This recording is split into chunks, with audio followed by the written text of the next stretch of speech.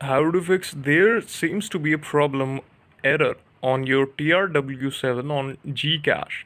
How you can simply fix that or solve this issue? For this, as you can see, this is our browser, and I will open the Gcache in front of all of you so that I can show you the process. Firstly, you should check your network connection, that if you're connected with a high strength Wi-Fi network or not.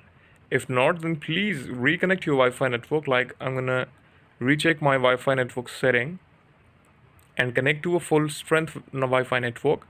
After that, the main thing you have to do is simply run a refresh command on your PC and then click on the start button that is available on the left top of the screen. Click on start button and then restart your PC. That will refresh all the background applications running on your PC or software and solve the problem very easily without any task.